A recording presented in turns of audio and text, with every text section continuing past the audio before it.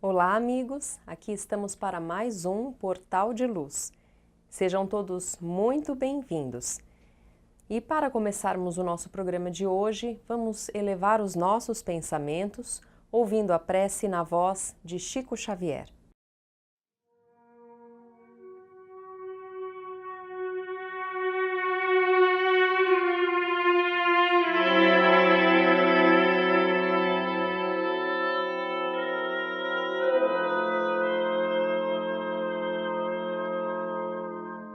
Buril de luz. Em teus dias de dor, recorda, alma querida, que a dor é para a vida aquilo que o buril severo e contundente entre as mãos do escultor é para o mármore sem forma. Golpe aqui, golpe ali, outro mais e mais outro, um corte de outro corte se aproxima, e o bloco se transforma em celeste beleza de obra-prima. Que seria da pedra abandonada ao chão, triste, bruta, singela, se a vida não traçasse para ela planos de construção? Que destino o da argila, esquecida e vulgar, sem a temperatura desumana que deve suportar para ser porcelana? Enxergaste algum dia, fora das leis da natureza, o trigo que não fosse triturado para ser pão à mesa?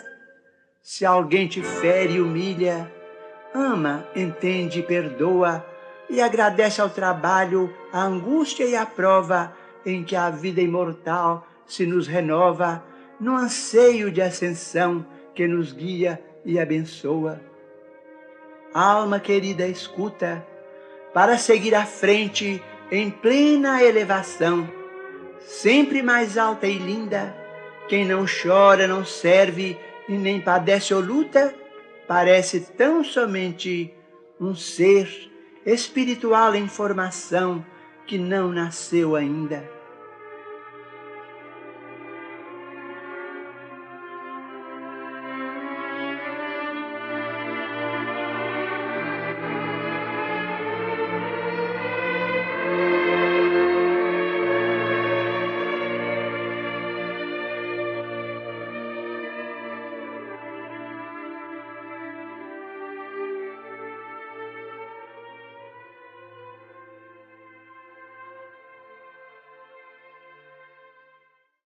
Nos últimos dias, pudemos acompanhar de perto a comoção e o engajamento de nossa sociedade em torno do assunto da violência contra a mulher.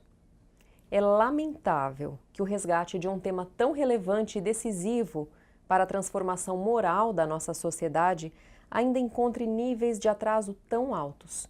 Num planeta onde a mulher é deliberadamente subjugada por determinadas culturas e crenças religiosas, tratadas como inferiores aos homens, onde são usadas ainda como estratégia de guerra ao serem raptadas e violentadas durante conflitos, incluindo até meninas ainda na infância, num planeta onde elas chegam a ser proibidas de estudar e desenvolverem-se intelectual e profissionalmente em tantos países, e onde mesmo nas sociedades tidas como democráticas, igualitárias, como aqui no nosso Brasil, as mulheres são tratadas de maneira muitas vezes preconceituosa, em alguns momentos como se fossem objetos a serviço do domínio masculino, temos que concordar que muito ainda temos o que aprender.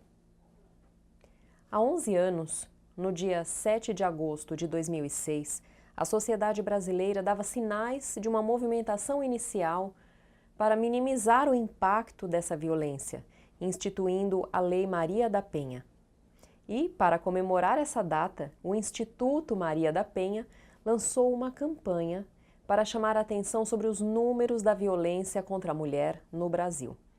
O site Relógios da Violência faz uma contagem, minuto a minuto, do número de mulheres que sofrem violência em todo o país. E os dados são alarmantes. Uma mulher a cada 2 segundos é vítima de agressão física ou verbal no nosso país. O site ainda traz muitas informações sobre o que é a violência doméstica, como prevenir e combatê-la. Os dados que nos deparamos são ultrajantes e, além de mostrá-los de forma direta, o site tem como objetivo incentivar as denúncias de agressão, que podem ser não somente físicas, que num primeiro momento seriam as que mais nos chamariam a atenção, mas também psicológicas, sexuais, morais e até patrimoniais. É importante dizer que as pessoas que queiram participar podem acessar o site e compartilhar os dados da campanha sobre a violência contra a mulher nas redes sociais, com a hashtag Tá na hora de parar. Passados esses 11 anos da Lei Maria da Penha, podemos ver que, apesar de alguns avanços positivos, o problema continua muito grave. Cada nova manchete sobre abusos e agressões funciona como um grito de socorro em nome de outros milhares de mulheres que vivem no silêncio a dor de terem sido agredidas. E quanto tempo ainda precisaremos para realmente promovermos uma transformação? No século XIX, quando Kardec traz a codificação da doutrina, já revelava em sua essência o convite para a renovação do pensamento humano acerca da igualdade entre homens e mulheres. Pode-se dizer que o codificador se coloca já como um dos feministas de sua época, e ele não se isentou de comentar sobre a questão, a necessidade de mudanças, ao publicar artigos na Revista Espírita e também comentários em jornais da época. Ele dizia que a condição da igualdade não deveria dizer respeito a uma definição dos homens, mas a uma condição da natureza, que não faz nenhum ser superior ao outro. Na questão 817 de O Livro dos Espíritos, Allan Kardec pergunta aos espíritos: são iguais perante Deus o homem e a mulher e têm os mesmos direitos? E os espíritos respondem com outra pergunta: não outorgou Deus a ambos a inteligência do bem e do mal e a faculdade de progredir? E Kardec continua na questão 818, perguntando de onde provém a suposta inferioridade moral da mulher em certos países. E a resposta é o seguinte: do predomínio injusto e cruel que sobre ela assumiu o homem. É resultado das instituições sociais e do abuso da força sobre a fraqueza. Entre homens moralmente pouco adiantados, a força faz o direito. Kardec continua perguntando sobre o porquê de Deus ter dado à mulher uma aparência mais fraca fisicamente. E eles lhes respondem que é para lhe determinar funções especiais. Ao homem, por ser o mais forte fisicamente, os trabalhos rudes. À mulher, os trabalhos leves. A ambos, o dever de se ajudarem mutuamente a suportar as provas de uma vida cheia de amargor. E eles dizem também: Deus a uns deu a força para protegerem o fraco e não para o escravizarem. E o próprio Kardec explica, logo abaixo desta questão, que Deus apropriou à organização de cada ser as funções que lhe cumpre desempenhar. Tendo dado à mulher menor força física, deu-lhe ao mesmo tempo maior sensibilidade em relação com a delicadeza das funções maternais e com a fraqueza dos seres que são confiados aos seus cuidados. E por fim, na questão 821, Kardec pergunta se as funções a que a mulher é destinada pela natureza terão importância tão grande quanto as deferidas ao homem, e no que eles respondem: sim, maior até. É ela quem lhe dá as primeiras noções da vida. Não temos dúvidas que a transformação moral pela qual necessitamos passar não haverá de tolerar quaisquer indícios de uma desigualdade com quem quer que seja. A única forma de rompermos a condição ainda rudimentar e egoísta para um novo ser do mundo de regeneração é definitivamente lutarmos contra qualquer tipo de desigualdade, de violência, e para tanto é preciso vigilância, principalmente de nossos pensamentos, abrindo um campo para a aceitação sincera. O nosso convite é para que todos nós busquemos o ideal cristão, que possa nortear os nossos atos e escolhas, sempre na direção da igualdade entre todos os seres. Pois enquanto não aprendermos a importância do amor sincero e verdadeiro, vamos permanecer estagnados nos avanços do espírito. Vamos chamar agora a nossa amiga Sandra Marinho com o quadro Educa a Tua Alma. Olá, amigos e amigas do Portal de Luz. Lembram-se daquela famosa frase de Shakespeare na peça Hamlet? Penso, logo existo? Ao ensaiar uma paródia, diríamos que na doutrina espírita aprendemos que penso, logo me acontece. Obviamente, nada nos acontece instantaneamente ao impulso de um só pensamento. Claro que não. Mas, por mais que nos seja cômodo acreditar que muito do que nos ocorre de mal não tem nada a ver conosco, pois é sempre provocado por alguém ou por circunstâncias diversas, aprendemos que a lei de causa e efeito é uma lei natural e rege toda a vida no planeta. Uma frase assinada pelo espírito Paulo Brandão no livro de mensagens de Chico Xavier, Chão de Flores, diz o seguinte: eis a maior das sentenças, conquanto menos sabida. Em tudo, conforme pensas, modelas a própria vida.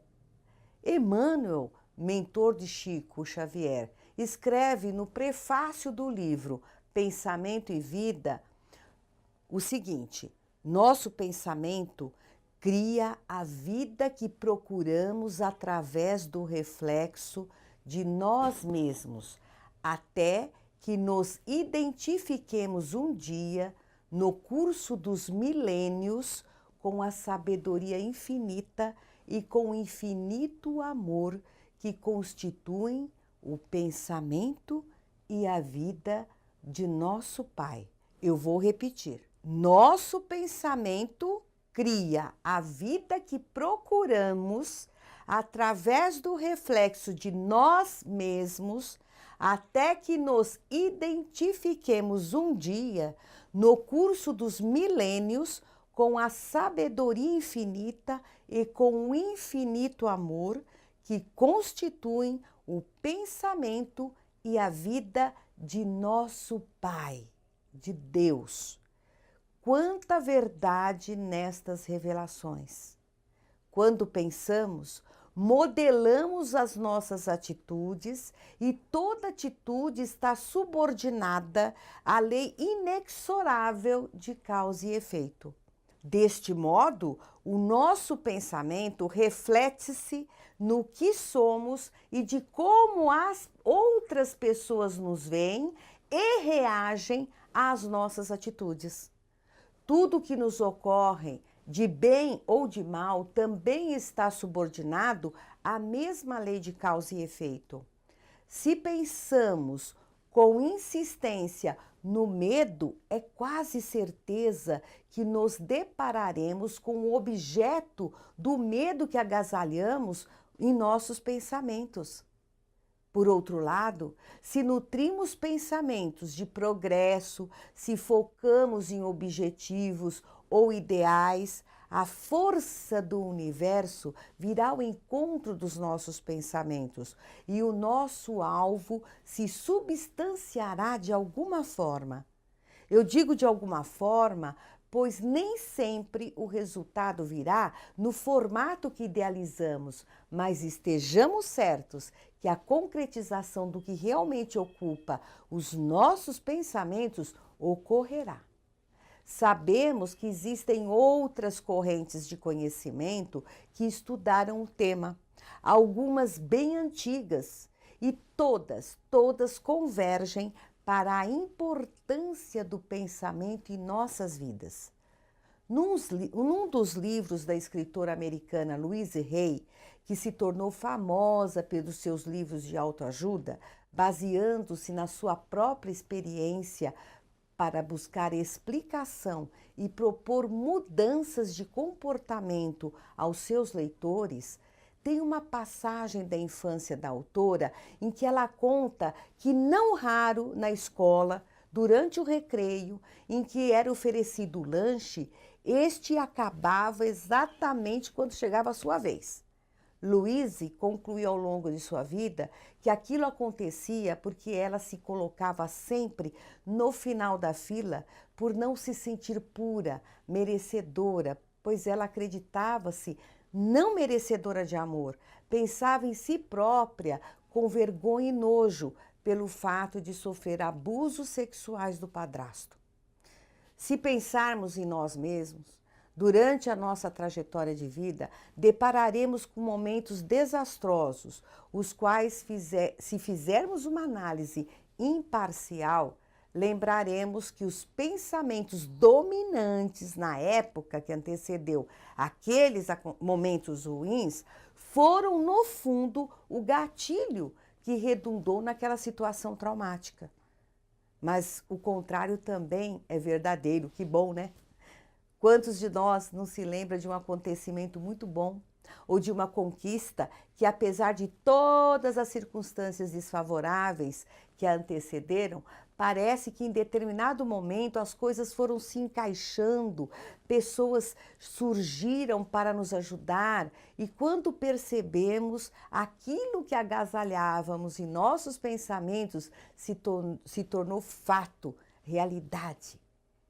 Eu mesma vivenciei muitas transformações do pensamento em realidade e aprendi também que para tudo existe o momento certo.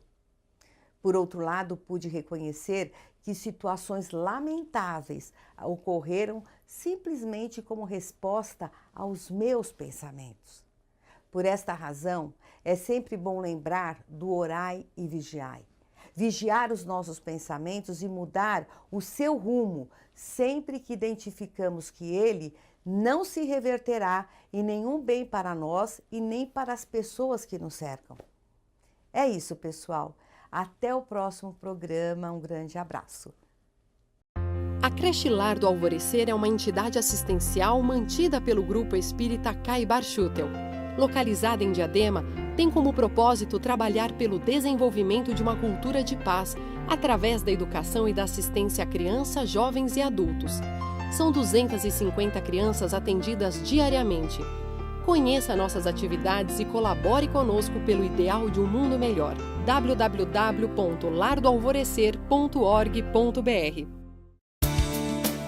O jornal Folha Espírita, fundado em 18 de abril de 1974, se dedica à divulgação da doutrina espírita. Saiba mais sobre assuntos atuais com o enfoque do espiritismo, além de entrevistas e artigos de diversos colunistas. Você pode escolher na versão digital ou impressa. Acesse e faça sua assinatura. www.folhaespirita.com.br. Agora, assistam o nosso amigo Maida com o Momento Doutrinário. Olá, amigos e amigas do Portal de Luz, sejam bem-vindos novamente ao Momento Doutrinário. Hoje vamos juntos refletir sobre a lição de Jesus Cristo, contida no livro O Evangelho segundo o Espiritismo, no capítulo 10º, onde ele afirma: atire-lhe a primeira pedra aquele que estiver isento de pecado.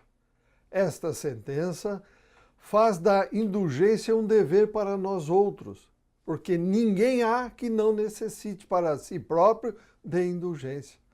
Ela nos ensina que não devemos julgar com mais severidade os outros do que nos julgamos a nós mesmos, em condenar em outrem aquilo que de nós absolvemos. Antes de censurarmos uma falta em alguém, vejamos se a mesma censura não nos pode ser feita. O Espírito Emmanuel, através da psicografia de Chico Xavier, contida no livro Vida e Sexo, lição 22, traz-nos a respeito os seguintes esclarecimentos. É curioso notar que Jesus, em se tratando de faltas e quedas nos domínios do espírito, haja escolhido aquela da mulher em falhas do sexo, para pronunciar a sua inovidável sentença: aquele que estiver sem pecado, atire a primeira pedra. Dir-se-ia que no rol das defecções, deserções, fraquezas e delitos do mundo, os problemas afetivos se mostram de tal modo encravados no ser humano que pessoa alguma da terra haja escapado no cardume das existências consecutivas aos chamados erros do amor. Penetre cada um de nós os recessos da própria alma e, se consegue apresentar comportamento irrepreensível no imediatismo da vida prática, ante os dias que correm, indague-se com sinceridade quanto às próprias tendências. Quem não haja varado transes difíceis nas áreas do coração, no período da reencarnação em que se encontre, investigue as próprias inclinações e anseios no campo íntimo. E, em sã consciência, verificará que não se acha ausente do emaranhado de conflitos que remanescem do acervo de lutas sexuais da humanidade. Desses embates multimilenares, restam ainda por feridas sangrentas no organismo da coletividade o adultério, que de futuro será classificado na patologia das doenças da alma, extinguindo-se, por fim, com remédio adequado, e a prostituição, que reúne em si homens e mulheres que se entregam às relações sexuais mediante paga, estabelecendo mercados afetivos. Qual ocorre aos flagelos da guerra, da pirataria, da violência homicida e da escravidão que acompanham a comunidade terrestre há milênio, diluindo-se muito pouco a pouco, o adultério e a prostituição ainda permanecem na Terra por instrumentos de prova e expiação destinados naturalmente a desaparecer na equação dos direitos do homem e da mulher, que se harmonizarão pelo mesmo peso na balança do progresso e da vida. Note-se que o lenocínio de hoje, conquanto situado fora da lei, é o herdeiro dos bordéis autorizados por regulamentação oficial em muitas regiões, como sucedia notadamente na Grécia e na Roma antigas, em que os estabelecimentos desta natureza eram constantemente nutridos por levas de jovens mulheres orientais, direta ou indiretamente adquiridas à afeição de alimárias para misteres de aluguel. Tantos foram os desvarios dos espíritos em evolução no planeta, espíritos entre os quais muitos raros de nós, os companheiros da Terra, não nos achamos incluídos, que de certo Jesus, personalizando na mulher sofredora a família humana, pronunciou a inesquecível sentença, convocando os homens supostamente puros em matéria de sexualidade a lançarem sobre a companheira infeliz a primeira pedra. Evidentemente, o mundo avança para mais elevadas condições de existência. Fenômenos de transição explodem aqui e ali, comunicando renovação.